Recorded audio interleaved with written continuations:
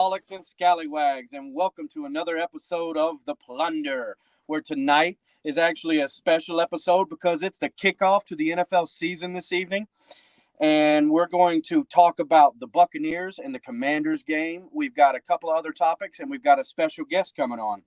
I want to let everybody know that this is going to be a fun show. This is the beginning of a long-awaited offseason to end. And for us to get into the NFL season 2024, let's get it. Let's go. All hands, hoist the colors high. Heave ho, thieves and beggars, never shall we die.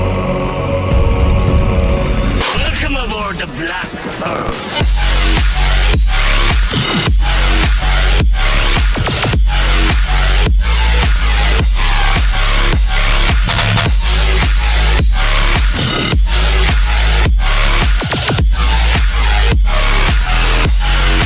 I got a job to do. Hey, what's up, everybody?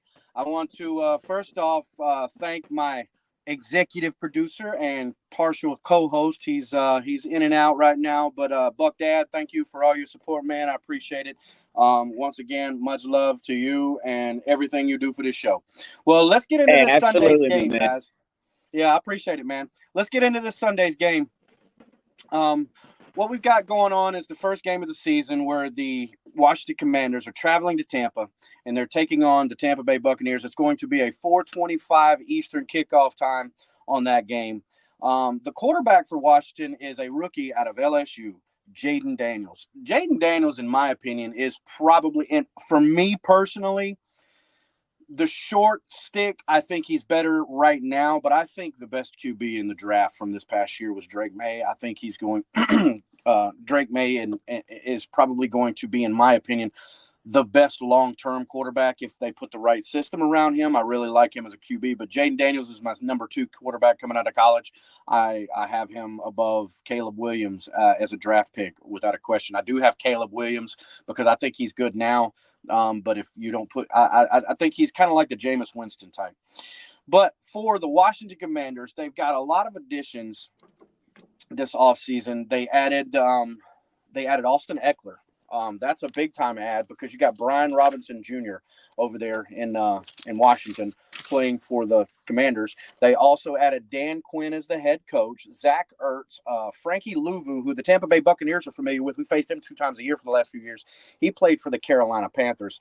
Tyler Badias, I think I'm pronouncing his name right, and Jeremy Chin also came over from the Carolina Panthers this offseason. And they've got Scary Terry at wide receiver, and that cat's a pretty awesome wide receiver. He's probably in the top 10 without a question as far as wideouts. And Austin Eckler, he's on the bottom half of his career, but they didn't get rid of him in L.A. At the Chargers. That being said, it was noted. I watched an interview with him. He wanted out. He didn't feel like they were using him right. So he requested to be out, so he left. And Brian Robinson Jr. is a young back who's in his, I want to say, 3rd, 4th, or 5th year in the league. It might be 4th year in the league, but he's a pretty solid back. He's probably in that mid-range level of running backs. On the other side of the ball for them, Jeremy Chin is a huge addition to that defense, and that's going to help because they actually were ranked at the bottom portion of the league last year against the run. Daron Payne, Jonathan Allen, they added Bobby Wagner, Benjamin St. Juste, as well as Jeremy Chin, like I said a few moments ago. But let me pull out my notes here that I've got because I want to be accurate. Yes, their rush defense actually gave up 126.8 yards per game last year on average. Now, we can't obviously expect for the teams to collaborate like they did last year, but from year to year, you got to expect a transition to a degree, whether it's good or bad. But on the other hand, you got to give it time. So for the first few weeks, it's gonna take a little time. Keys to the game, Misador says, contain Jaden Daniels is by far the highest ceiling. And look, hey, and I'll as soon here in just a few minutes, I'll actually tell you why I believe that's right, and I believe the Buccaneers are going to capitalize on that. Because my predictions, and look, Yaya's coming back. If you ain't been keeping up with everything, Yaya's coming back. He's been out there at practice. Look, when he got injured, he kind of vanished. He was seen once or twice, but he's always been seen around the facility, around the practices, and on the sidelines during the games. But in the end, you didn't see him do anything. So when he came out this week, he came out full force and ready to play, and that was a huge sign for the Tampa Bay Buccaneers. Now, we discussed last week, BucDad, how I believe he's kind of going to be on a kind of like a pitch count. He's going to be able to play count this week, because you don't want to overwork that ankle injury. Ankle injuries are something that drag out. So the more rest you can give him sooner. So high values of success on the defense are going to help aid his recovery, because that's going to help being in rotation. Now, speaking of rotation, Logan Hall out. The Ernest Brown, he has actually been put on the IR, and the Tampa Bay Buccaneers actually signed a guy today. Let me pull that up. I can't remember his name. He's actually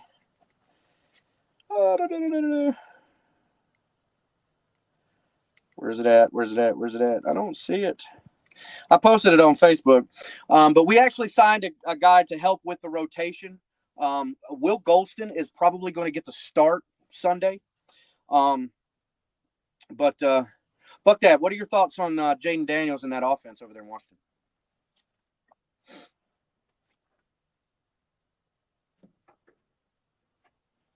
Volume. Thank you. There you go.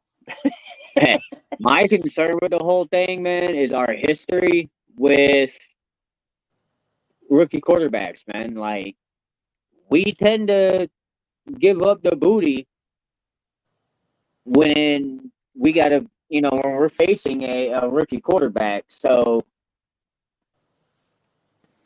I agree with me. I agree. The ceiling is where Jaden Daniels is gonna go, bro, and our secondary better be ready. Oh, no doubt, no doubt. And the reason why I believe, we got to think about this particular game. This game is the most prepared for game of every game in the year, but at the same time, the players are the least prepared for the game, if that makes sense. Am I right on that? You agree with that? I agree. All right. So from that perspective, what you're going to do, him being this early in his career, my thoughts are, a guy being this early in his career, coming into the NFL, he played pretty well in the preseason at the same time. I went back and watched every play he was on the field. In the preseason, and I watched him, following college football quite a few times, because LSU is on. We live in the Southeast, and LSU is always on TV. So I'm speaking of college football. You want to talk about it? Yeah, we can talk about it. What we got to talk about? How you feeling after Monday night? I gotta check. I'm sorry. I'm over here hitting the microphone and shit. You did that on camera. You could have did that first in private. Yeah. Hey, but Now, honestly, here's my real effort. I'm checking in on a friend here after FSU's 0-2 start. If you go before last year, the previous 5 years, that got me used to the beginning of this year. Now, does it still wear me down? Absolutely. But what I got to say about this is we paid the wrong damn quarterback. Yeah, y'all did. Hey, so we were holding out. The real scoop is Florida State was holding out for Cam Ward, who ended up going to Miami. And let me tell you what, if anything's a precursor to what's to come, Miami looks like the ACC champ, clear and beyond. Like every other team that you would think is going to compete for the ACC title is down. So, technically, the conference is wide open still. I'm not a U fan, I'm not a Gator fan. I'm not an FSU fan. But Cam Moore is fucking clean. Dude, I watched the second half of that game. Wow, this kid is going to be a star. I believe he's Heisman potential this year. Like, he could be in the running for the Heisman easily this year. And look, Mario Cristobal is definitely one of those guys that you don't put a bunch of weight into. You know, I didn't put a bunch of weight into him. You know, the same weight I put into, Mike Norvell the first couple of years he was here. You know, but Mario Cristobal has never succeeded. At the same time, he's also improved the Miami Hurricanes roster. But as far as Florida State goes, there was Hey, I one got a thing that was special guest for you. Oh, you do? And it's not the one that we have in the script Oh, you got a special guest. Well, go ahead, Nanamon. Let go. Oh, okay. Yeah, I'm real special. Real special. Hey, brother. How you doing, man? I am great. You know, I don't know about y'all, but I be on the Twitter streets, and I be in NFL Twitter. Uh-huh. And guess what I was told Tuesday by some Hog fans. Oh, let me hear. Uh-oh. Hog fans. You know our opponents week 1? Yeah. I was told that Jaden Daniels is Black Jesus. Oh. So, come this damn Sunday, before all the logical, analytical shit, we gonna kill that motherfucker. We gonna kill that motherfucker. We better get after him, bro, because if not, it's gonna be a long ass day. Wednesday, I hope all the goddamn Hawk fans is right there for his resurrection. You know, here, I tell you what, this is my perspective on it. Jaden Daniels is going to be a long-time starter in the league, in my opinion. Now, back that up. It could be. Back that up to his first game. You know, you got to understand how our defense is. And look, our offense, based on everything that we've seen, is changing. It's evolving. It's a clear signal that the offense is moving in a different direction by the things that we've seen. Our defense is the same. And what do we know about our defense is Todd Bowles is one of the top defensive play callers in the league as far as calling pressure plays, blitzing plays, whether it be your man-on-man and shoot them in the gaps, or you got zone blitzes and you got some of these linebackers and edge rushers coming in and putting pressure on.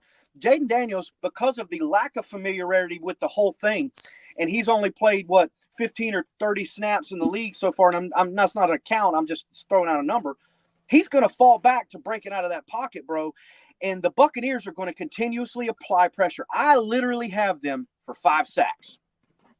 Hey, Derek, real quick.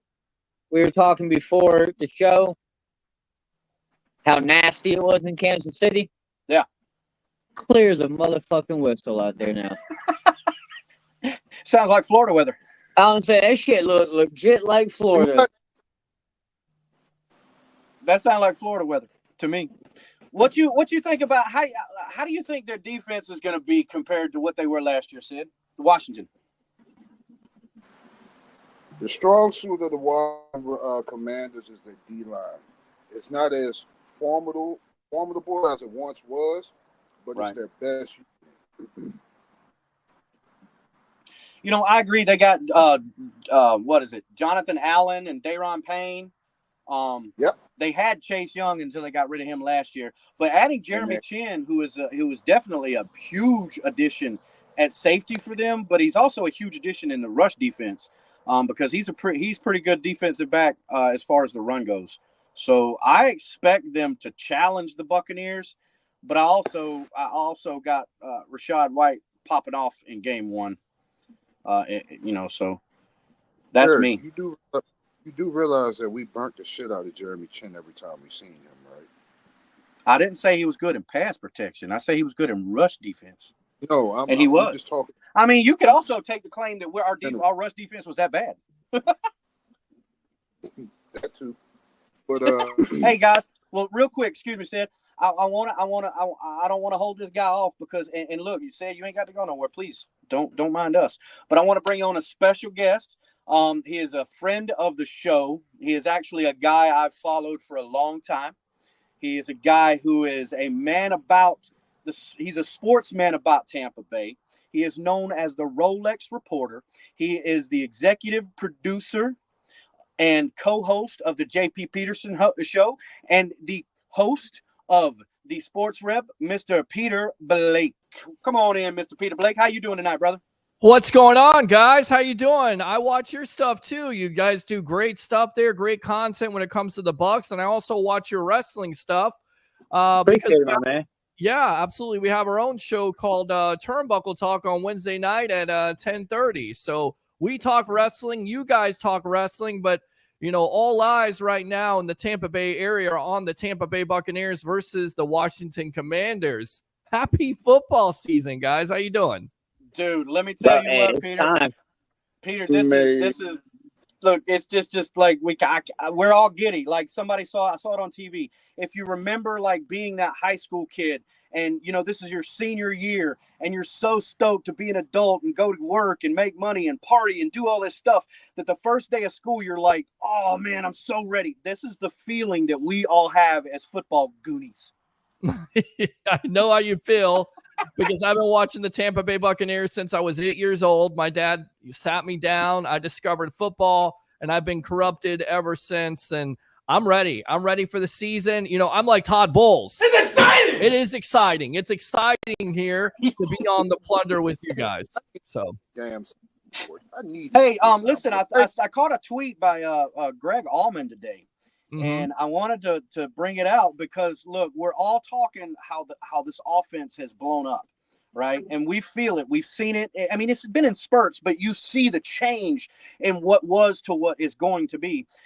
Now, we know Chris Godwin, and if you know football and on offense specifically, those slot receivers, those interior receivers, if they're good, they get fed the ball. Because that is the weakest part of the field, because you've got that guaranteed bona fide sideline to help those outside defenders, you know, protect and defend the ball on the pass.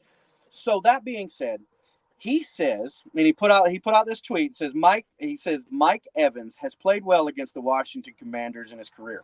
4 touchdowns in 5 games, had 7 for 209 and 2 TDs as a rookie, 8 for 164 and a TD in 2015, 6 for 119 yards in the 2020 playoffs, and a 40-yard TD in the loss in the 2021 game. And all of that combined is really good numbers if you're talking 5 games. So, Cedric and Peter, I want your perspective going into this game. What's your game plan on offense? Said, you want to go first or do I go first here? Hey, I'm going to tell you like this. Washington ain't got no cornerbacks. Air it out. Yeah, St. Just is probably a lower mid-level cornerback in my opinion. I'd say he's between the 33rd and the 64th position rank as far as, you know, cornerbacks. But put Godwin back into his natural position of the slot and go to work, baby. Go to work. Yeah, and I tend to agree with you. I think that's the matchup that you exposed, gentlemen, because you're exactly right. I mean, what do you have in that back end if you're the Commanders? And you look at the plethora of weapons that you have with an Evans, a Godwin being put back into his natural position and how he can work in that Liam Cohen offense. And then furthermore, the unknown, but what we've seen out of training camp, what we've seen in preseason games and a Jalen McMillan. You know, you got to be excited about it. I'm curious to see here because this Bucs team seems like in the offseason and training camp, they're all about the physicality. They're all about the point of attack there from that offensive line. What's Graham Barton do in that interior line versus a matchup that will be a tough one, right? Jonathan Allen, Deron Payne, that's the kind of matchup I'm looking at. And I would like to see them be able to run the ball 15 to 20 times with White. You open up that play action, and then you can have those big plays down the field, especially the middle of the field with a K. Dotton and the aforementioned Godwin. You know, I can't argue against either one of your analysis is right there, because you know, the number one thing you go into when you make, you know, and I play Madden, and this is on a video game level, but I've played football and I've been in it with football. I've taught kids how to play football, and I understand the concepts of the offense and the concepts of the defense and how they work. So when I'm looking at this matchup and looking at what we're just talking about, like, you got to go with it, just like a quarterback. They tell a quarterback, take what they give you. I don't care if it's the least amount or the furthest amount. You take what the defense gives you. And this is kind of what you're doing here when you're building a game plan. This particular defense is giving you their weakness because, like we said, you got Chin in the backfield, and we burnt Jeremy Chin a lot. You know, their linebackers are probably their biggest weakness on their team. Their front four is probably their strength. So, you know, Rachaad White and that offensive line is really going to have to work hard to get those yards in. On the other hand, shooting that ball out to Rachaad in the pass game, or Bucky Irving in the pass game, or even Sean Tucker in the pass game, which all three of our backs. But that being said, if you pay attention like goons do, like we do, then you heard Liam Cohen today. And Liam Cohen basically all but said Rachaad White is that dude. You're going to come in and spell him. He's proven he wants to be that guy. He's proven he can maintain the physical, you know, aspect of that. And I believe that the run game is what's going to help open up that floodgate in the center of the field.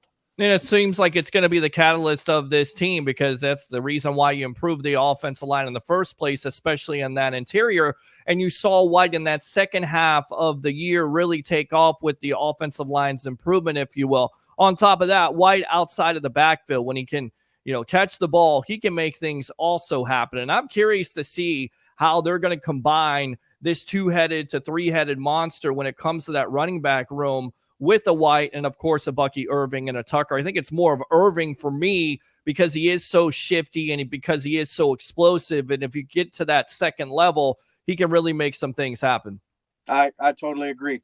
Well, as far as this game goes, I mean, I you know, we've talked about Jaden Daniels, and you know, I mentioned the weapons they have over there. Who do you think is their biggest weapon on offense outside of Jaden Daniels? I mean, of course, everybody's worried about Daniels. You got to contain him. If he gets outside of the pocket, the guy they're going to go to is McLaren, right? I mean, Terry McLaren, that's the matchup you're looking at. Is Jamel Dean going to lock on him? Is it going to be Zion McCollum? We know that he's over 1,000-yard wide receiver. He can make plays. He's explosive. You also have Austin Eckler as a running back who will definitely give you some problems. So McLaren and Eckler are the guys you have to worry about if you're Todd Bowles' defense. Right. All right, Sid, I got a question. As far as this week's game, what are your predictions as far as the score? Who do you think shows out? What do you see coming out of the game? How do you see it turning out? We win by 2 possessions. If you want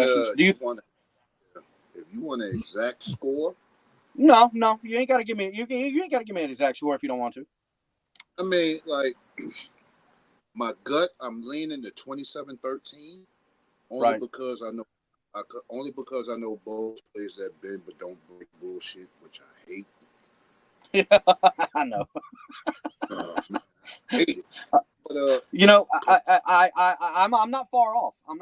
So Peter, what do you got going on for this weekend as far as the predictions for this game, as far as the outcome?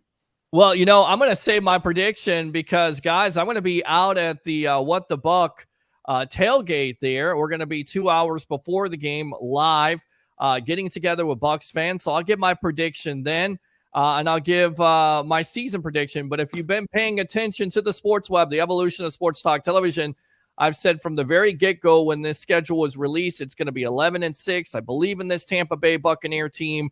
I'm looking forward to seeing the improvements, especially on that interior line with Graham Barton. And I think Baker Mayfield ends up being the MVP of this team because of all the weapons, the improvement of the offensive line. And guys, finally, Mayfield is in an offense. He's with an organization that has believed in him and has shown him with that $100 million contract. He's going to be comfortable. He's more mature. He just settled down, had a kid. He knows this offense. And again, the plethora of weapons with Evans and Godwin going back to the natural position and McMillan and a second year of Trey Palmer with White and Cade Otton. Oh, my goodness. Look out, NFL. You are on notice with this wide receiving core and these weapons on the outside. Okay, I was saying, Peter, as said, man, last year we went from being a non-believer to saying, hey, he's doing his work. Yeah. Now, speaking of said, while you were talking, Peter, I'm not sure how familiar you are with said on video, but the way he popped his camera picture off to on mid statement for you has me wanting to go to him and see if he has something to say. Because he's done that to me a lot. So I'm curious as to what his thoughts are right now. What's up, Sid? What's up, Sid? Baker Mayfield, EP of this team. Explain your thought process on this. Mm-hmm. I'm not hating the man because he earned my respect, but I just want to hear Sure. Baker Mayfield, MVP. Well, MVP of this team, not the league. Yeah. But you can definitely, he's going to be throwing to the weapons that he has. He had 28 touchdowns last year, 10 interceptions. He knows this Liam Cohen offense, which means there won't be that transition period like there was with the Dave Canales. And then furthermore, with this offensive line being improved, and we assume, right, said that this offensive line is going to be improved, there's going to be more of a focus on that running game. So it's going to take the pressure off of Baker. It's also going to make this offense more dynamic and open up that pass play action game to where you can go down the field with an Evans, a Godwin, and of course a McMillan.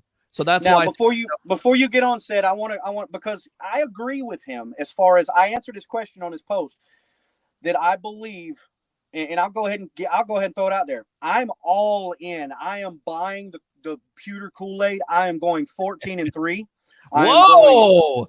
I am going 14-3. I've got us losing to the Ravens. I've got us losing to the who was it? The Ravens. We're splitting with Atlanta, and then there was another loss in there. I can't remember. I got it wrote down. Francisco or Kansas City? Which one? I think it was Frisco. Yeah, we lose to Frisco in the regular season and beat them in the playoffs. Wow. Okay. Now to go back to your MVP of the team. Yeah. I agreed with Baker Mayfield with your assessment. And the reason why, just to go ahead and retort before he goes ahead and gives his response on what you said, my reasoning is if you put Kyle Trask there, do we succeed? No. Okay, so in my opinion, you put Baker there. Baker's the reason why we succeed this year. Well, yeah, absolutely. I'm not saying these other guys, you got to give them credit. That's not my intent to pass out. But my point is that to me would elevate Baker to being that valuable to this team. Yeah, and he showed that how valuable he was last year with the third down conversions, putting his shoulder pad down. You don't see a lot of quarterbacks do that. You see them sliding. He wants to. I get it. He's not athletically gifted like a lot of. It was the first game of the season. Yes, get your weight up, boy. Get your weight up against Minnesota. I mean, I can't I want to. When I go to search for stuff for my content, yes, I search Baker and that's one of the first things that always comes up, and I'm like, I can't just keep putting that in there, but it's so wonderful to see when he mouths and you can hear him. Get your weight up. That's the mentality, and I knew at that moment if we could keep him upright for the majority of the season, and our offense, as far as the scheme was going to work, I felt confident at that point. I was like, okay. Because I've been a Baker fan, but just like Jameis, he wasn't surrounded by the right people in the right place for the beginning of his career. And if you're not in football, that hurts you your whole career. And I think that's a fair assessment. I also think it's maturity, right? It's you'll live to fight another day instead of trying to force that ball into those small windows and have that critical interception. I'm not saying Baker didn't have that. He had that against the Atlanta game. You have to go to the open man instead of trying to force it. And those are the kind of decisions that you hope to alleviate with this type of quarterback. But look, he's 29 years old. I definitely think he's matured. He's going to, this offense is going to come out running, I believe, with Cohen. He's going to have some idea. He's been able to call plays in this league. Love Dave Canales, talked to him personally, but I definitely think there was a transition point there that really hurt this offense. And I also think it was, the pressure in Baker's face. Anytime you pressure a quarterback, you force him into making those type of decisions that he doesn't want to. I feel like the offensive line with their improvement, that means that Baker in this offense will improve also. No doubt. Oh, absolutely. Well, for the game this weekend, I've got the Bucs winning, and said 27-13. I've got them winning 30-13. Okay. I've got Baker throwing for 260 or more with 2 touchdowns, and I've got Evans and Otten as the 2 touchdowns. I've also got Rachaad White rushing for just under 100 yards and pulling in 35 yards or more in the air with carrying a touchdown. I've got 5 sacks for the defense. Wow. 5 sacks in the defense. Okay. That mobile quarterback is going to be caught out. Our linebackers are fast, and our line is fast. Our defense is fast. And stat of the day, the Buccaneers are the 2nd youngest team, so we're fresh. You know what I mean? You're definitely fresh, and that's because of Jason Light and the drafting over the years here, especially the last couple of years, getting those contributions. And you look at the building blocks, and I talk about this on my show all the time, the evolution of sports television, the Sports Web, on Monday and Wednesday nights, and also before and after Bucs games live from tailgate and also on the field. The 2 building blocks are Yaya Diaby and Kalijah Kancey. Those are the guys you have to look out for. I think every Bucs fan should be excited about it. And then on top of it, Vita Vea and the weight loss there. What's the impact of that? Defensive line is going to get after it. I'm hoping that Yaya is healthy. I don't know if he's 100%, but if you watched him in training camp and all the stuff that was put out there from the multiple outlets, he was a man among boys. And number 0, he calls himself Sub-Zero. Hopefully he's freezing that quarterback out on Sunday. Well, before we move on to the next topic, Sid, I wanted to go back to you to see if you had any response based off of your questioning towards Peter and I about Baker Mayfield being the MVP. If you thought somebody else was probably going to end up. Y'all going to stop playing with my dog, Rachaad White. He's going to be the Okay. MVP. Fair enough. My dog. I listen. I like White. I think I probably get your opinion here. You think he's a bell cow, and I definitely think he's a bell cow. But I also feel like, was he helped by that offensive line last year? And I think there's a lot of Bucs fans, and you would agree with this, said, that wanted him out of here, that wanted him, gone for Dalvin Cook or somebody else. And at the end of the day, it's not just your running back situation; it's also your offensive line. Your offensive line consistently has to be more effective to open up those holes, especially if you're going to run inside. And I think once that line improved to a certain degree, you could really see White hitting his stride. I also think it goes back to what Todd Bowles said last year. White's trying to dance too much. You're trying to do too much, right? You're coming in, you're trying to prove yourself, and maybe you should just hit the hole as hard as you can. And that's what he did that second half of the year. So, said, I'm definitely not sleeping on your guy, White. In fact, if anybody has an opportunity to be the MVP of this team,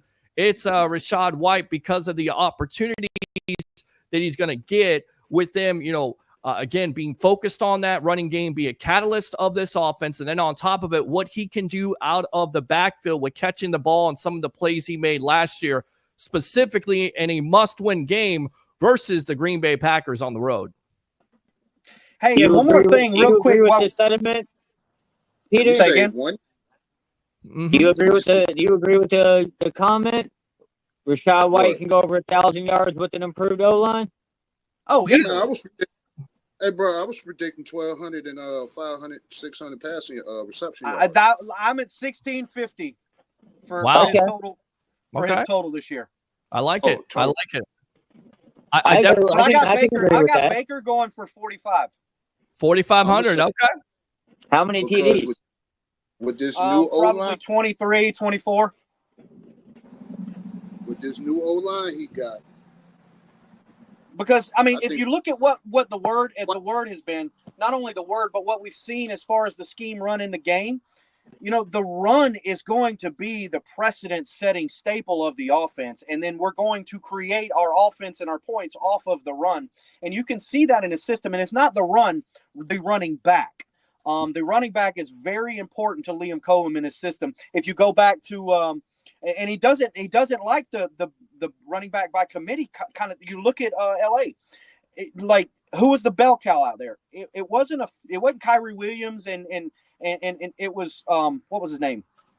We got Cam Akers there. Cam Akers. Yeah. Before after Cam Akers is the guy I was thinking. Yeah. But they definitely like to move their running backs around. And listen, you have to have a second or third running back because, knock on wood, injuries happen. You look at tonight, true bell cow running back, that's Derrick Henry. Yeah. But again, you got to give your running back an opportunity there. Bucky Irving, I think, will definitely be able to provide that. I think there's a lot of Bucs fans should be very excited about, what he has to offer because he does make the opposing defense miss. He doesn't go down at the first tackle. He's very shifty. And once he gets out into space, he's very shifty and can make things happen. And that's what you want to see. You want to see those type of big plays from Irving. And I think a lot of people feel like when they watch Irving on film, and again, comparisons are asinine, but Warrick Dunn, same body type, same type of, possibilities there for this offense. Yes, I don't think he's going to be Warrick Dunn, but maybe, who knows? Maybe the Bucs and Jason Light found something there in the later rounds. And I'm excited about seeing this kid. I'm excited about seeing Jalen McMillan, who most likely had no business going in that third round. And he's going to show a lot of people in the NFL that you should have picked him a little bit higher. Kind of reminds you of Chris Godwin, right? Yeah, absolutely. That's exactly how this scenario that was our steal of the draft. Right. Yeah, no doubt. When everybody said, Godwin, well, he doesn't have the speed or the explosiveness, but what does he do consistently as a wide receiver? He catches every pass.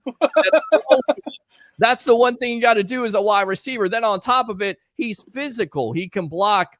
And that's why the Bucs wanted to put him on the outside last year. They wanted to limit those injury opportunities with him, coming off an injury. They wanted him to be able to block in that slot, and he'll be able to do that this year also. Step in, Sid. Let me just point something out. Speaking of that, Godwin last year was averaging 4.9 catches and just over 60 yards per game compared to the previous 5 years. He was averaging about 5.5 catches a game with about 70 yards. Yeah. A huge difference in my opinion. It's a big difference, and you got to think Miss Godwin, right? All that controversy that came out, probably a blessing in disguise, if you will, whether it was Godwin or not, because as soon as he was a part of that offense more and you put him in that natural position of playing the slot, you started to see that passing game open up, and it should definitely open up. Chris Godwin is a number one wide receiver in this league. Any other team, he would be a number one wide receiver. I always tell Bucs fans on the sports web, enjoy your time with Evans and Godwin because they are true number one wide receivers, and they're also professionals that don't have that diva mentality. Pete, I'm sorry. If Godwin leaves us, he's going to be the next Alvin Harper. Don't do that. I'm not ready. Come on now. I'm an old school guy. I'm not ready to say he's the next Alvin Harper. No. Come on, said. If you're under 20, you have no clue what we're talking about. Alvin Harper, the guy who came here and nearly got his finger cut off, the guy who had to play with Trent Dilfer and couldn't catch the hold. Yep. Oh, yeah. That's awful, man. I don't know about that, man. I don't see Godwin being Alvin Harper. But look, that's the danger of going after a second wide receiver and trying to make him a number one. You're really not sure. But you watch the tape, you watch the film. Without a question. Numbers. Godwin is a number one wide receiver in this league. And look, the Bucs will have a decision to make. And Godwin will make it hard for them because if he comes out and has the year that I feel like he can have, and this we won't league afford him. We can't afford him. Here's the thing. Everybody says that about Jason Light. But remember, they just got rid of that Tom Brady dead money there. They may want to re-sign him. Hell, if you're Chris Godwin, why would you want to leave the Tampa Bay Buccaneers when you got Mike Evans, when you got Baker Mayfield, when you're good in an offense? I get it.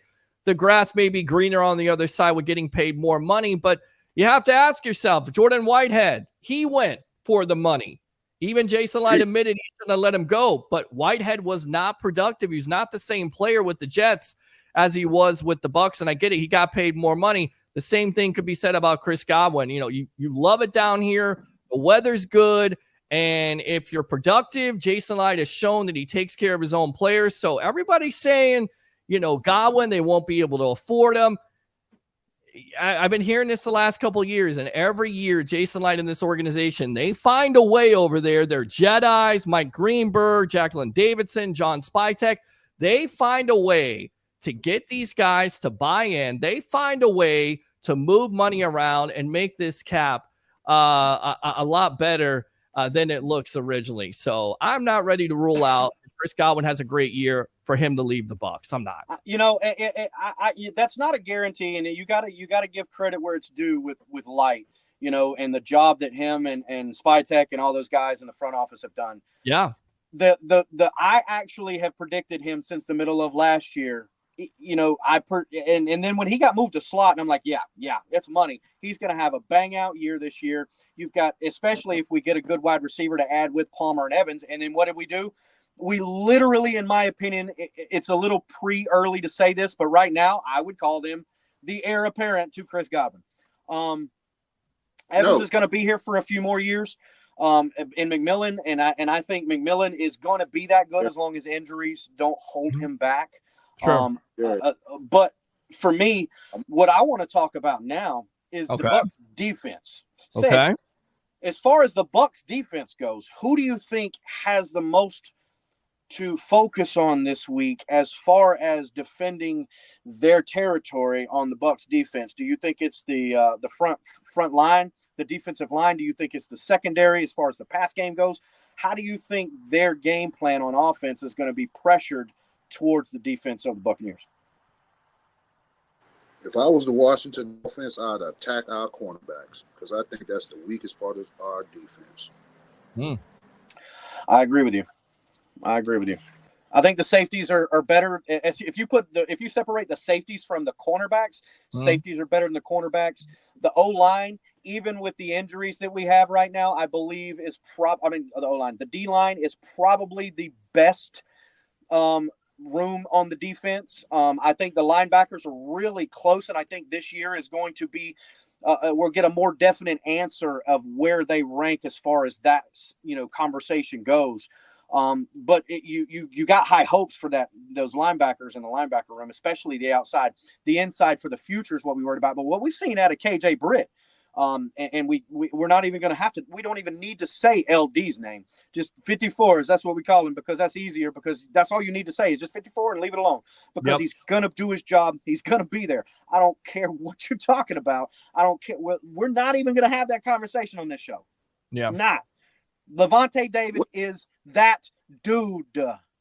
He's been that dude. He's been that dude ever since he came into the league. He's been the face basically of this defense. He was the best linebacker last year, period. Whether Devin White was on the field or not, he made Devin White look bad. That's the reason why White is no longer with the Tampa Bay Buccaneers and most likely may not be with the Philadelphia Eagles if you believe all those reports, which I do. And, KJ Britt, when he started and was their middle linebacker, that defense got a lot better, didn't it, boys? I mean, really, they got a lot better. They improved.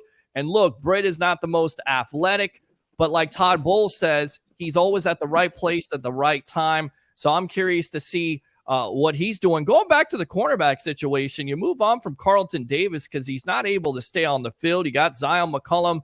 They really like him. We'll see if that works out. And I think Jamel Dean needs to have a comeback year because you would have to agree here, gentlemen, that he was not very good. And I think his best game he played was against the Lions. He was very inconsistent. We've seen what Dean can do when he's locked in. He needs to get locked in. The Bucs signed him to an extension. He needs to make plays. When there's an opportunity to make that play, catch the ball because we know he can go to the house. He's got everything that you want in a corner. He's got size. He's got strength. He's got speed. He just is too inconsistent. I like that back end. Antoine Winfield Jr., best safety in the game, bar none. You get back Jordan Whitehead. Nobody's talking about Whitehead, but the impact he made on this defense was amazing when he was here. Now you add with Tyke Smith. I got a chance to talk to him, guys. He's impressive. He's from Georgia. He may have some transition there, but he's definitely going to be your nickel corner. He's going to make some plays. So I'm excited about that back end. I get it. There's question marks about Zion and Jamel Dean, but they definitely got lots of potential, especially with that safety combination. I got a question for you real quick, Peter. Yeah. I know you're doing season predictions and everything on Sunday, but Yes.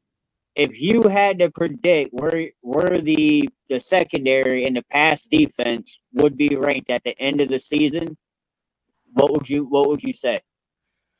I'm high on this defense, right? They were like top 10 when it comes to points scored. I get it.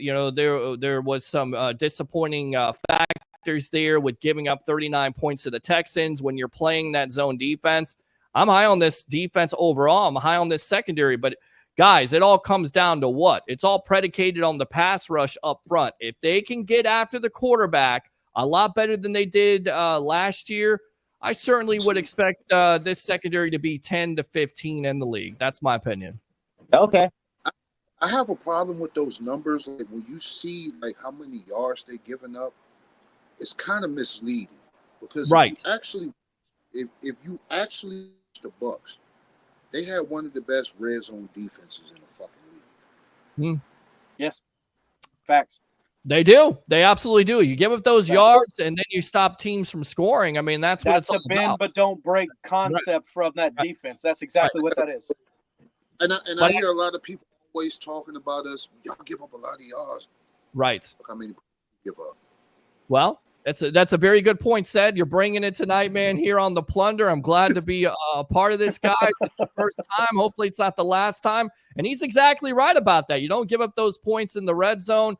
You would like to alleviate those big plays. You saw that come back to haunt them last year with Jamel Dean doing his best impression of the lady from I've Fallen and I Can't Get Up after I dusted him. You don't want to see those type of plays. You don't want to see them giving up 39 points to a Texans team, which I get it at the time. Nobody knew how good CJ Stroud was, but anytime you score 37, you should win. And then furthermore, if you're getting that, we all knew how bad Carlton Davis was. Well, look, except his daddy.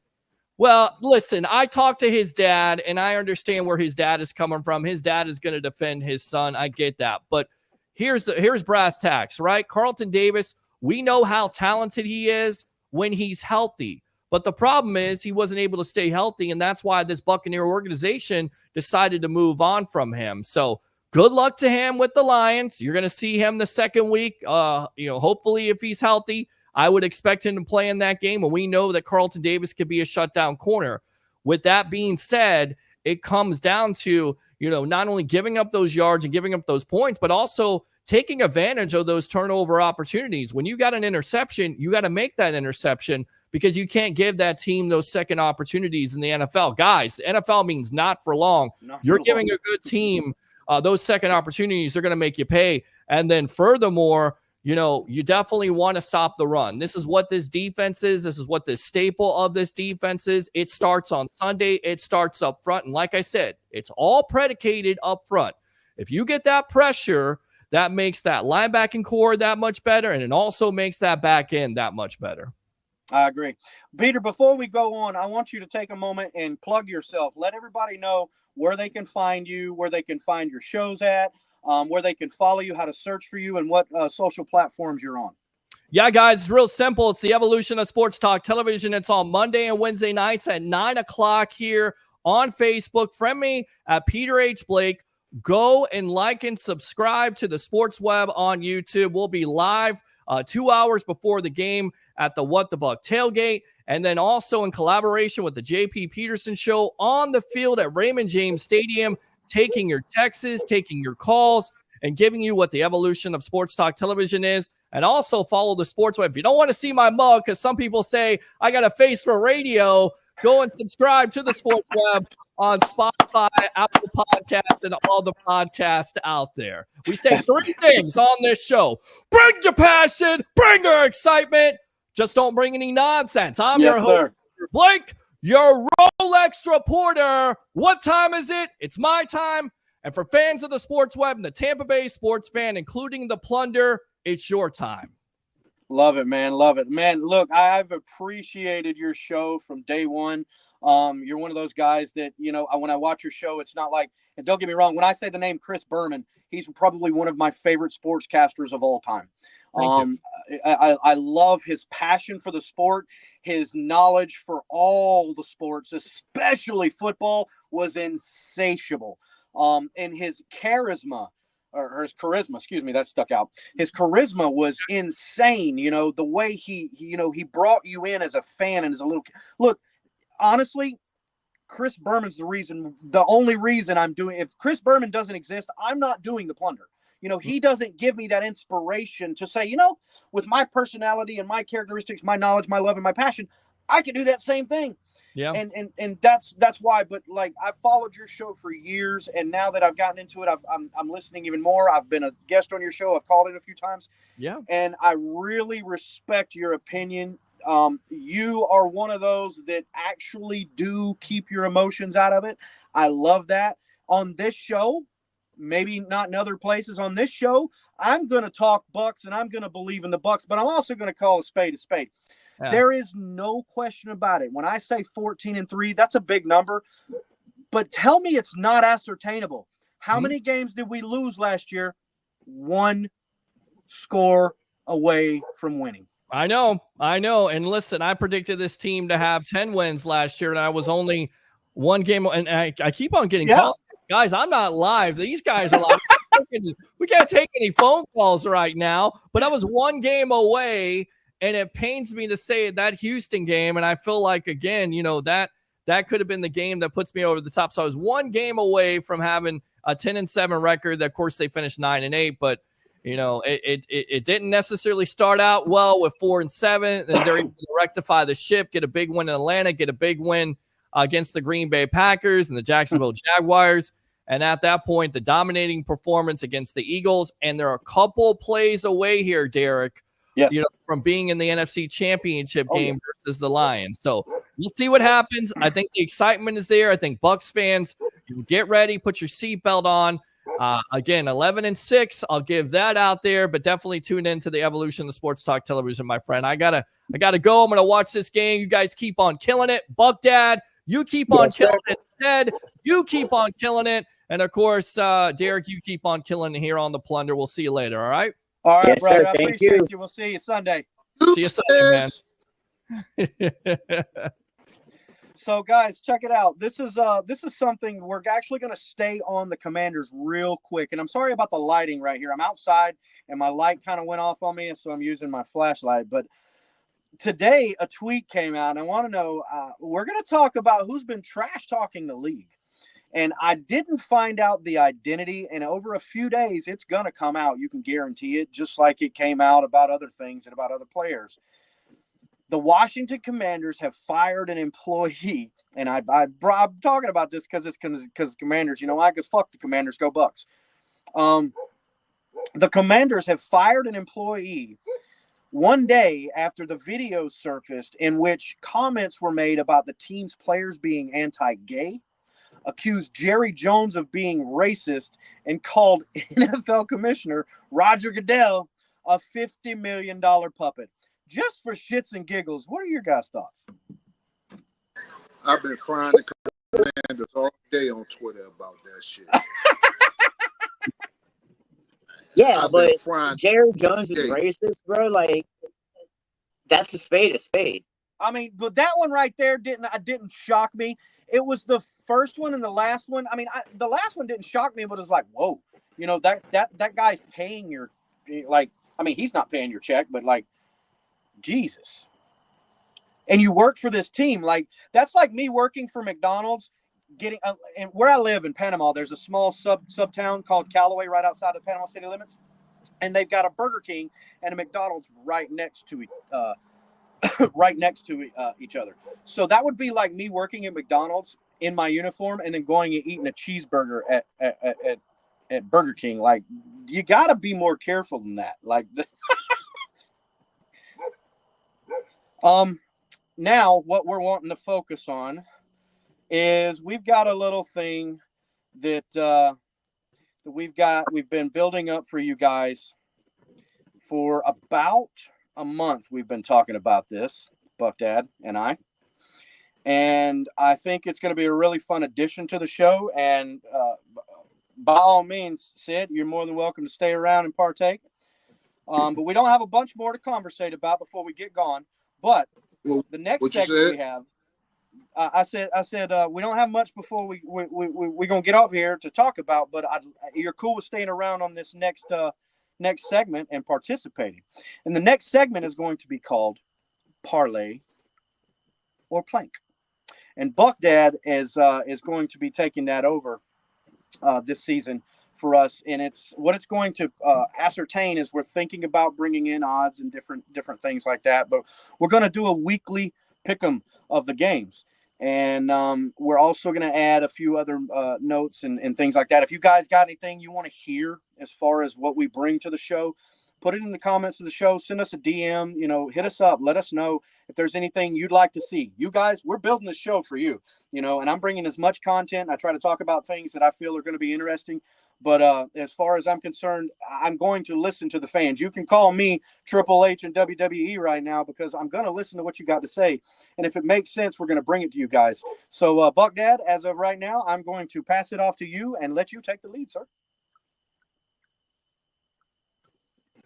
All right. Well, first off, I want you in this conversation because we're going to start this off with the weekly picks. So I went through the entire schedule. We got NFL season about to kick off here in about 8 minutes. First things first, I got Baltimore upset in Kansas City on their quest to three-peat. Team dark skin.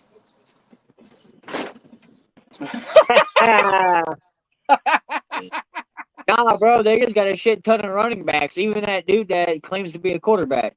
I also got the Baltimore Ravens picking or winning. But that's my upset of the week, though, in a way. Man, you can call it an upset. Hey, plus, bro, what opportunity do you get to see Swifties cry? I got Green Bay beating Philly. Man, fuck both of them. There's no. I know that was, hey, bro, there was a few games that I didn't even want to pick, but I had to do it, for the segment. I kind of agree with Sid, but I agree with BucDad at the same time. I think the Packers defense is a little better than people are gonna, think they're going to be, and I don't think that the Philadelphia team is going to be what we expect them to be, at least until the middle of the season. Go ahead, Sid. What's up? Oh, y'all waiting on what you said? Yeah, I'm saying it. I heard you trying to chime in. What's up on that? Oh man, that's number 3 and number 4 on my most hated list. I wish both of them could lose, but looking at it logically, I would have to give Philly the edge because that's a more dynamic offense than. Okay, fair enough. See, I was thinking because of the simple fact you eliminate the tush push with Kelsey retiring. Nah, nigga, we retired that shit. Oh, yeah. We did. Yeah, we did. But they're not going to attempt it anymore at this point. Oh yeah. If he would have stayed in the league, they would have kept going for it. Yeah. They would have had that belief, bro, that just because we stopped it doesn't mean anybody else does. But that whole play was predicated on the athletic ability of Jason Kelsey, not the team. Correct. All them goddamn fans. Who's next? Now, I got Arizona over Buffalo. Ooh, that's an upset. Because I think... Yes. Nah, hell no, that's not an upset. Yes. Explain, please.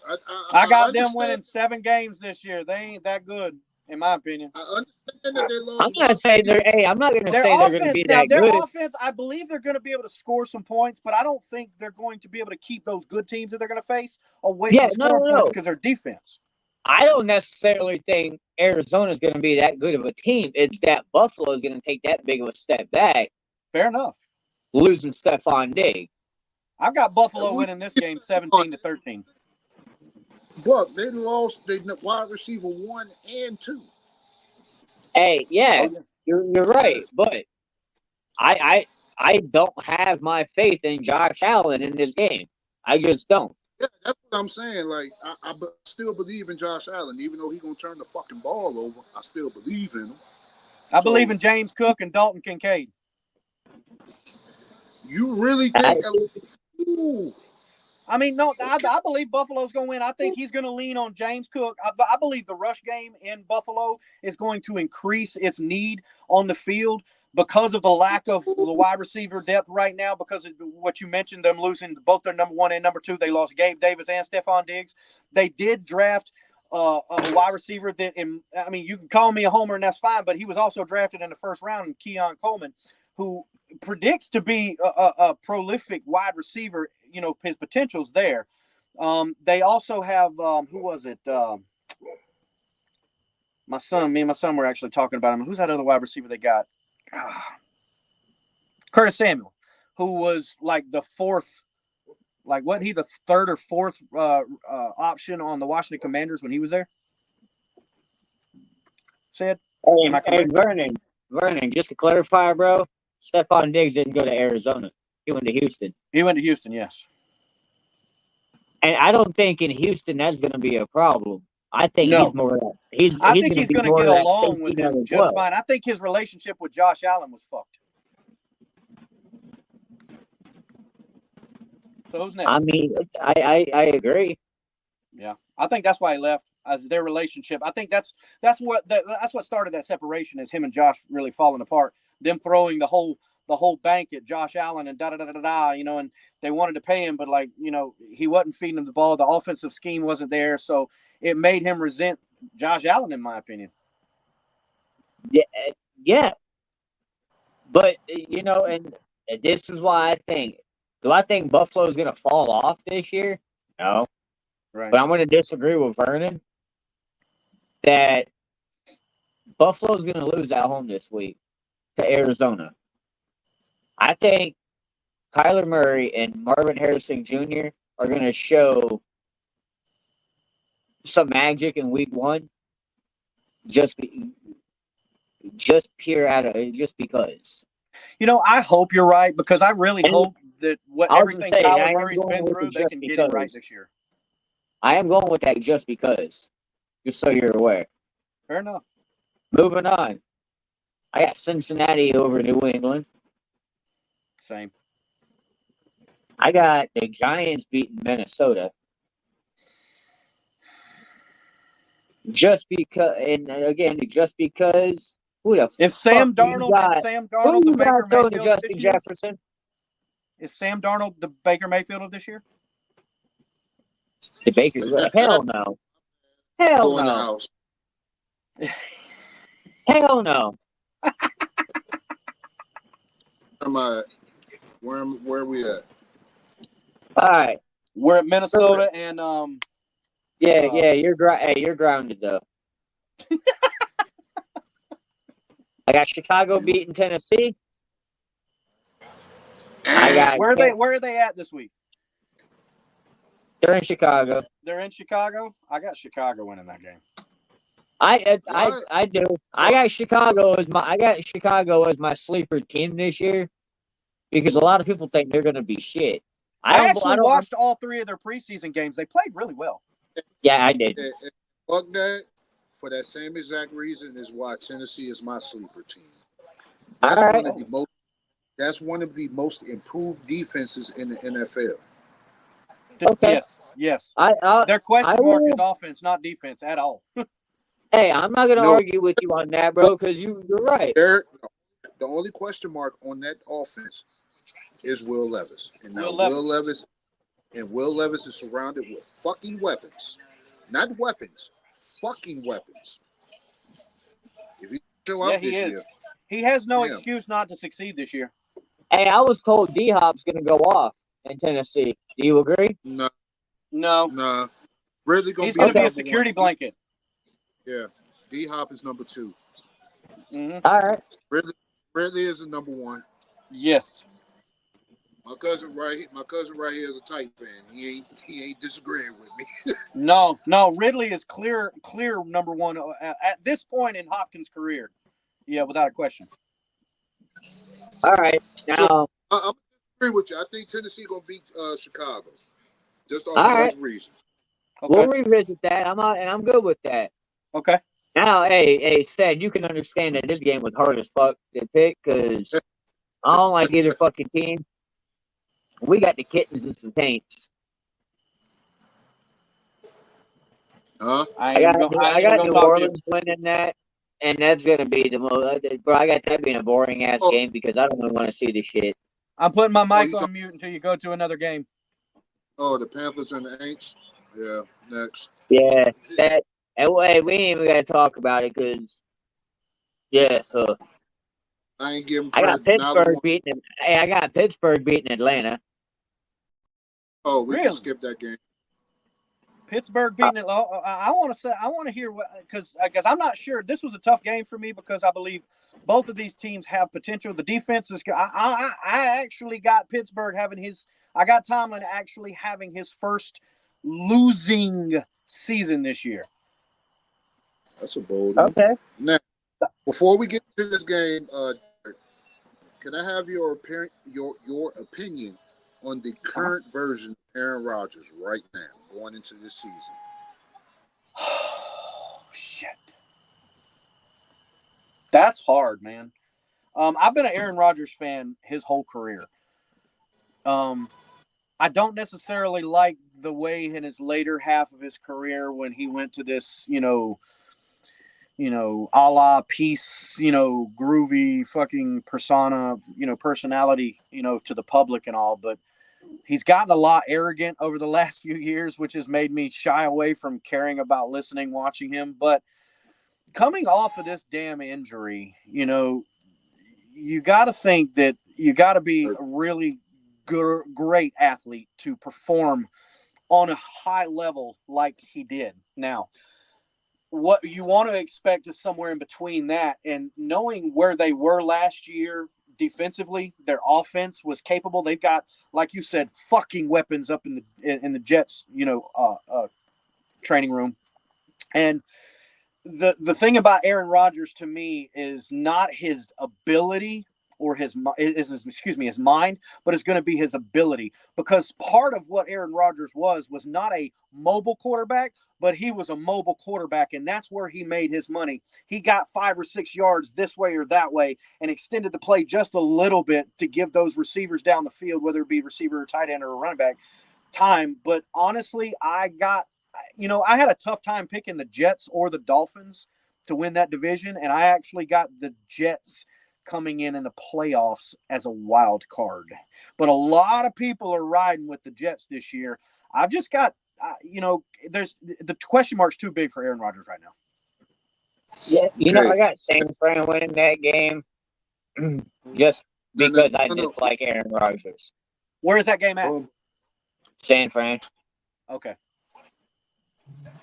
What I was getting with the Aaron Rodgers thing. Uh-huh. Do you hold that same standard for Kirk Cousins? Yes, without a question. Okay. The difference with Kirk Cousins is I don't believe he's quite as mobile and as far as shiftiness, as far as the athletic ability, but I believe he's the same style. He does move out of the pocket and extend the plays a little bit. He doesn't give up the ball like the same way Aaron Rodgers doesn't. They got great accuracy. They've got great minds. The difference between both of them is kind of coincidentally the same. The playoffs. They haven't gotten where they needed to be in the playoffs when they were there. Aaron Rodgers has been successful in the playoffs, just not as of late. Yes. I mean, when his team was capable, I believe he was there every year. Kirk Cousins never been successful. No, as far as the playoffs, no. But I'm saying here as of late, that's what you remember of Aaron Rodgers, because it's a what do you do now for me type of sport. No, but I can't give him his real flowers. quick. Happy kickoff, fellas. Hey, happy kickoff. Football season is here, everybody. Dumbass kickoff. Oh, man. Hey, I'm just saying. Football's back, bitches. All right, so what's next? I got the Dolphins over the Jags. Agreed. I can agree. Okay. I got the Texans over the Colts. Agreed. What do you think, Seth? Thinking about this one, cuz.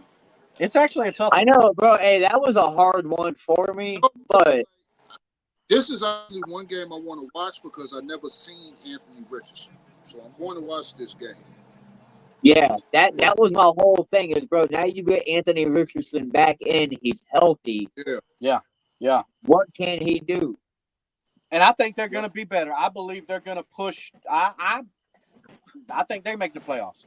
Here's my question for both of you guys. Then, if Anthony Richardson would have stayed healthy, would he have beat out C.J. Stroud for Rookie of the Year? Hell, No. boy, that white No. man. No. Okay. No. Not in my All opinion. right. No, I'm good with that. He would have been in the conversation, but C.J. Stroud just had too many capable weapons, and that system over there with D'Amico Ryan. D'Amico Ryans is going to be a hell of a coach. Yeah, he is. Straight up. No, I'm good with that. I'm absolutely. Hey, Derek. By the way, we got fantasy going on. Fuck off. I Yeah, only hey, got one guy tonight, and that's Patty Mahomes, but he's in a non-money league, so I ain't worried about it. Now, I got the Seahawks over Denver. Agreed. I got to agree with that right now until I see a couple of games from that new quarterback. Now, this one was really hard to pick, know- but it was real easy to go with as well. I got the Browns over the Cowboys because fuck the Cowboys. Everybody. No, it's like, do you realize that Zeke is the Cowboys starting running back? Yeah. I don't think Zeke's got it in him no more. I don't think so neither. You know, I think their run game is going to be putrid this year, and that's what's going to keep them out of the playoffs, in my opinion. I think the Cowboys be like, this ain't no hating shit. I just think they're going to be ass this year. Yeah, I'm picking the Browns. I can't pick the Browns because they're starting Deshaun Watson. No, I'm picking the Browns because of that damn amazing defense. Yeah, I would say that defense did it for me. Well, the defense is really good, but what you got to know is outside of the run game, dude, they got a good fucking offense over there in Dallas. I mean, they got CeeDee Lamb just signed earlier this week. There was a report coming out today that Dak and the Cowboys are actually really close to completing that contract signing. And if they get that contract, but you know what though? Here's my thing. What the fuck is no disrespect to all that, but what the fuck does a contract got to do with the production on the field? Look at Lamar, with a lot bro. of prima donnas in the Hang NFL, on, though. has a lot. Look at Lamar Jackson. I got a Ravens fan that'll sit here and tell me, bro, he's won MVP. He's this and that. Where's the Lombardi, bro? That's a fair point. That's my thing. We do record, you know, we measure things on that level, right? I mean, Where's you're the right. Lombardi? You're right. Lamar's a good quarterback. Is he great? No. Not yet. Go out. Is he a GOAT? No. Nope. And it is because, bro, when he's in the playoffs, how many rings you got? Oh, you're an MVP? You got 2 MVPs? That's adorable. It's the same. It's the same criteria you count under. You know, Kirk Cousins under. You know, he can win all the games in the world during the season, but he gets to the playoffs and can't win a playoff game. Absolutely. Now, moving forward with that one, I got the Bucks over Washington. I got the Lions over the Rams on Sunday Night Football. I agree. Hold on. Okay, either said hit had a real good hit or he disagrees. No, he thinking about disagreeing. I'm taking the Rams in this one. Okay.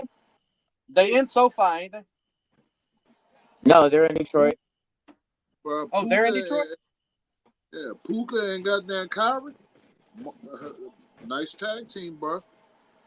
And the defense and look, Stafford is one of those quarterbacks you're going to depend on regardless. Like the rookie year when that guy came in and threw his shoulder out and still threw the touchdown. Like, are you bro, I've always been a fan of Matt Stafford. I hate the fact that his path to the Super Bowl was a fucking story, some fucking script bullshit following what we did. Yeah. Like, I can't stand that. Like, I would have loved to have seen him win a Super Bowl in Detroit. Yeah, no doubt. That would have been cool. That would have been like Megatron winning a Super Bowl in Detroit was like Barry Sanders, which is not the same as as Matt Stafford. I mean, No, you they're could not the almost say it same. To was. me, they're on level because they're two of the greatest of our generation in Detroit, probably of the entire organization, and they never won a Super Bowl. Oh yeah, no doubt. And for different reasons. One had an injury plagued career that ended his career, and the one just never got there. Oh, real quick, going back to the game tomorrow night. I got a quick question for you. Over under, because we're not in Kansas anymore, people. All right, we know where this game is at, right? Yeah. Okay. Over under. Over under 32. Okay. 32. I'll So agree. I got the under in that game because I believe that travel is in that environment is really going to wear them out, when it comes time to that game. It might be a sloppy game. Most of those games across seas, if you've remembered, there's only been a few usually the great international games. games get pretty sloppy in a way. Yes. Hey, don't they go there like 4 days in advance? They actually were there. Let's see, what's today? Friday? No, today's Thursday. They were there Tuesday. I think they were there Tuesday or yesterday. But still, like you're spending time practicing, but these guys are out in this countryside, and like they're doing all this stuff. I don't believe they're going to be completely in the game when it comes time. I mean, it's not that big of a time change. You're only going south. What's not the time change? No, they said it was only 2 hours over what? Yeah, it's only like it's like being in Mountain Time. Yeah, like I'm in Central, or it'd be like being in Pacific Time. Yeah, it ain't that big of a goddamn time change. So it'll be all right. You in Central Standard Time? Yeah. Where are you at? Memphis? Yeah. Okay. Yeah, their time. Yeah, their time zone swap. Okay. Well, you thought I was in the East Coast? Vernon said. Yeah, I actually thought you was on the East Coast. Vernon said he believes that they both score under 17 points. That's why I said the over 32. Yeah, I agree. So who's Monday night? Do we got a doubleheader Monday? No, we just got Jets. No, we don't have a doubleheader because we got the Friday game. Yeah, we got Jets and San Fran. I got San Fran over the Jets, bro. That's the San Fran Jets. That's the Monday night. Yeah. Gotcha. Come on, man. Okay. All right. Well, other than that, guys, I don't have a lot to chat about. Well, I was gonna say, do you want to? Yeah, I'm out of here, guy. I got company, man. We watching the game. Hey, I appreciate Yes, sir. I appreciate you coming on, brother. I really do. And y'all enjoy the game, and we'll chat. All right. All right, man. Take it easy, Sid. Before we cut off, I was gonna say we've got one more thing, but you were gonna say something. What was that? I was gonna say, if you want to talk about the fantasy lineups. Yeah. Real quick. Let's do that before I go into the other. I was gonna say I'm gonna tell you who you should play and who you should not play this week. Okay. All right. For all you fantasy gurus. All right, listen up, everybody. This is going to be not a stardom sit-em, but this is your parlay or plank. Now, although I do not have Houston beating Indianapolis, I do think it's a smart play if you start Anthony Richardson this week. Just because the man's healthy, he's healed, he's back. He's going to show you why Indy has him as the man.